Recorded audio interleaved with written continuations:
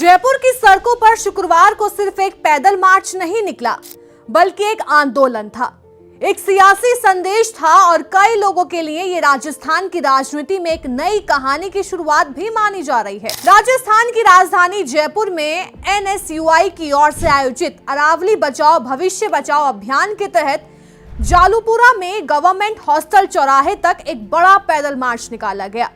हजारों छात्र, युवा कार्यकर्ता और कांग्रेस समर्थक इस मार्च में शामिल हुए। हाथों में पोस्टर, बैनर थे, नारों में एनवायरनमेंट की चिंता थी और निशाने पर थी सरकार की नीतियां। लेकिन इस मार्च की सबसे बड़ी और चर्चित तस्वीर तब सामने आई जब कांग्रेस के राष्ट्रीय महासचिव और राजस्थान के पूर्व उप मुख्यमंत्री सचिन पायलट अपने बेटे आरान पायलट के साथ नजर आए। ये पहला मौका था जब सचिन पायलट किसी राजनीतिक आंदोलन या सार्वजनिक धरना प्रदर्शन में अपने बेटे को साथ लेकर आए। तो सवाल उठना लाजमी था, क्या ये सिर्फ एक संयोग था या फिर राजस्थान की राजनीति में जूनियर पायलट की एंट्री का संकेत?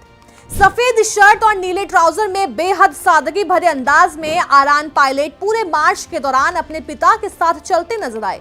उन्होंने ना कोई भाषण दिया, ना कोई नारा लगाया और ना मीडिया से कोई बातचीत की, बस चुपचाप पूरे मार्च का हिस्सा बने रहे।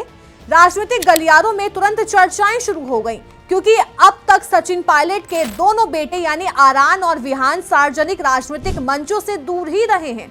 दोनों पढ़ाई में व्यस्त हैं। खासतौर पर आरान पायलट खेलों में गहरी रुचि रखते हैं। आरान फुटबॉल के शौकीन हैं, रोड टू यूरोप 22 के विनर रह चुके हैं, FC गोवा क्लब में भी जुड़े हैं, यानी राजनीति से अब तक दूर। लेकिन जयपुर की इस पदयात्रा में उनकी मौजूदगी ने तस्वीर बदल दी।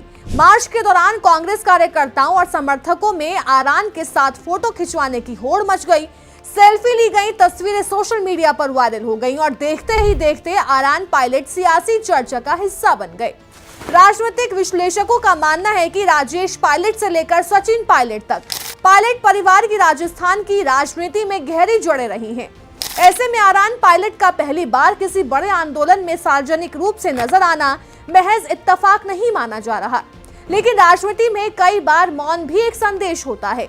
लेकिन इतना तय है कि जयपुर की इस पदयात्रा ने आरान पायलट को पहली बार राजस्थान की सियासी चर्चा में जरूर ला दिया है और आने वाले समय में जूनियर पायलट को लेकर ये चर्चा और तेज होने वाली है। अब आंदोलन की बात की जाए तो अरावली पर्वतमाला को राजस्थान ही नहीं बल्कि पूरे उत्तर भारत की जीवन रेखा माना जाता है। ये पर्वतमाला रेगिस्तान के विस्तार को रोकती है, मॉनसून को संतुलित करती है, जल स्रोतों को संरक्षित रखती है और पर्यावरण संतुलन बनाए रखने में अहम भूमिका निभाती है।